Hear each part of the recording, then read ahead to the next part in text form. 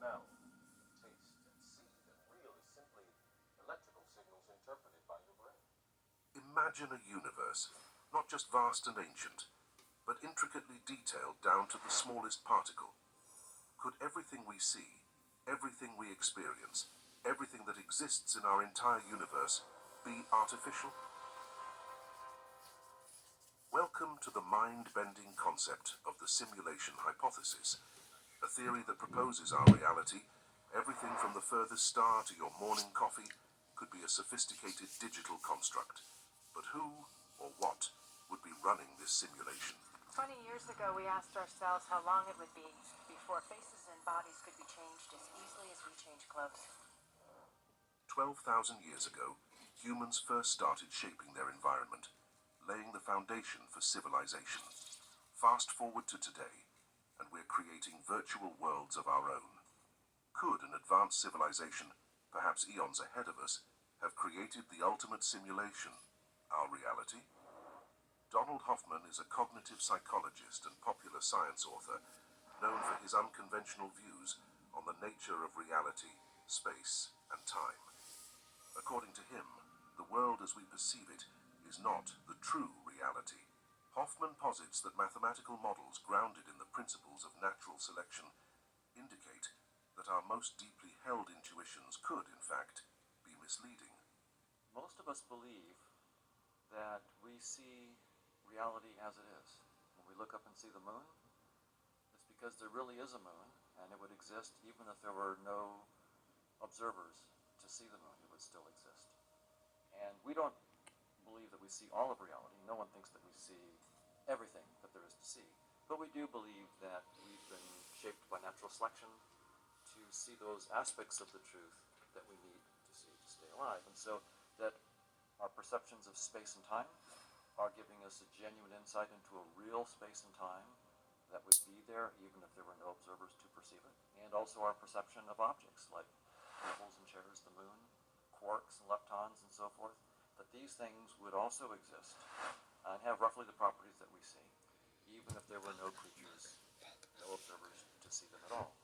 And if you believe evolution by natural selection, then the mathematics of natural selection makes it very, very clear that the probability is zero that any of the language that we use in our perceptions, the language of space and time, the language of shapes and objects and position and momentum and colors and so forth, is the wrong language to describe objective reality, whatever that reality might be.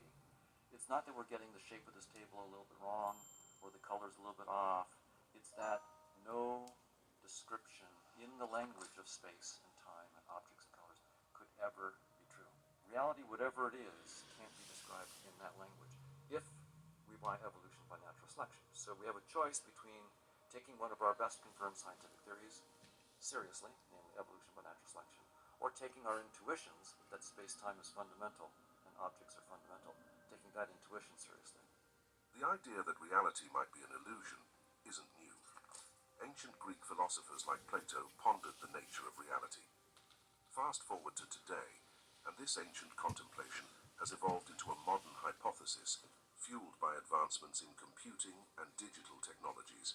The simulation hypothesis opens a cosmic door to endless questions. It challenges our understanding of existence, consciousness, and the very fabric of reality. But let's delve deeper into this cosmic conundrum. Recent scientific insights bring a new twist to the simulation hypothesis. What if the very laws of physics that govern our universe are not just rules, but algorithms in a grand cosmic program? Could we, the inhabitants of this universe, ever recognize the digital nature of our existence? Or are we destined to live unaware within the confines of our programmed reality? In this simulated universe, the physical laws are algorithms, and our experiences are generated by computational processes of an advanced system. While speculative, this theory has captivated scientists and philosophers alike, sparking both fascination and skepticism. I think a good analogy here that might help clarify the issue is in, say, Grand Theft Auto, right? I'm playing with somebody who's in Canada and somebody else is in Europe and someone else is in China. We're all playing a remote version of it. And I look over and I see a red Porsche to my right. And So I say, is there a red Porsche on my right? And the guy in China says, oh yeah, I see a red Porsche. And the guy in Canada agrees, and the guy in Europe agrees as well. So, of course, each of them is rendering their own red Porsche. So there is some reality that's coordinating all of these perceptions, right? So the guy in Canada didn't see a red Porsche until he looked. But when he looked, there was this whole world of circuits and software that you don't see. There's some supercomputer that's coordinating the whole thing. In that particular metaphor, right, there's a supercomputer that's taking the inputs from like your headset. What direction are you looking with your headset? Maybe you've got a bodysuit, so it's looking at your arm movements and so forth. And it's feeding all that into a supercomputer where it's got a model of the game.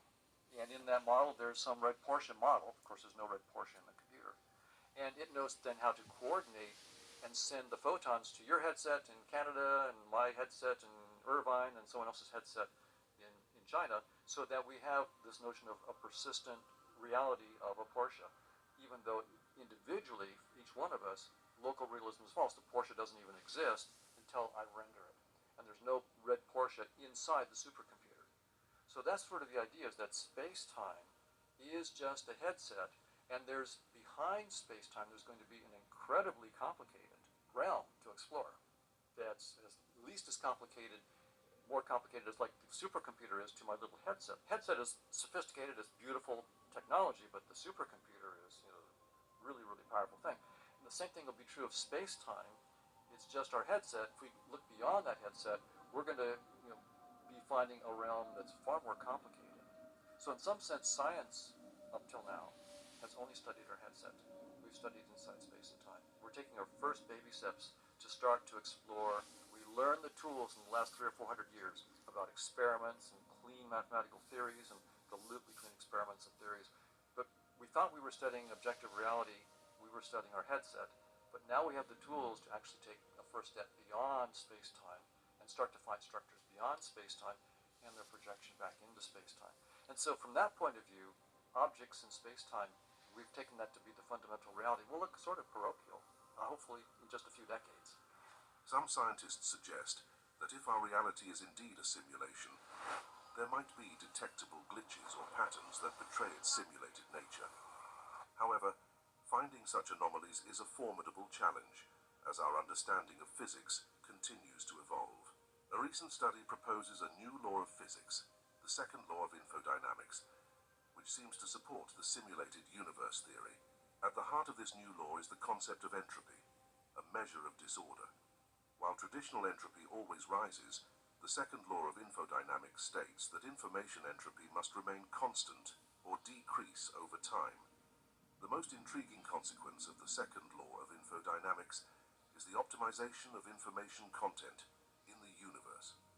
This suggests that the entire universe might indeed be a simulated construct, a super-complex computer program running on an unimaginable scale. Quantum mechanics offers some of the most compelling evidence for the possibility of our universe being a simulation. Take, for instance, the double-slit experiment. This experiment, a cornerstone of quantum mechanics, reveals that particles like electrons and photons can display characteristics of both particles and waves. When not observed, they seem to go through two slits simultaneously, creating an interference pattern typical of waves. However, when observed, they behave like particles going through only one slit. This peculiar behavior baffles scientists and seems to defy the classical laws of physics. But if we consider the simulation theory, this could make sense. In a simulated universe, the rules are not bound by our traditional understanding of physics. The observation effect in the double-slit experiment could be akin to a rendering feature in a simulation, where elements are fully realized only when they are observed. Much like how video game environments are rendered in detail only when the player's character looks at them. So local realism is false. So local realism is the claim that objects in space-time, like say a proton, have definite values of their properties, like position, momentum, and spin. Definite values, even when they're not observed. And that they have influences that propagate no faster than the speed of light. We have very, very good evidence to say if we know anything, we know that local realism is false. But that leaves open whether it's the locality that's false, or whether it's realism that's false, which is what I'm claiming, that realism is false, that a particle doesn't have a position or momentum or spin when it's not observed, because you create it as a headset element when you observe. So the double-slit experiment is completely compatible with what I'm saying. Whether we are part of an elaborate simulation or not, these scientific explorations open new doors to understanding our universe. They challenge us to rethink the nature of reality and our place within it.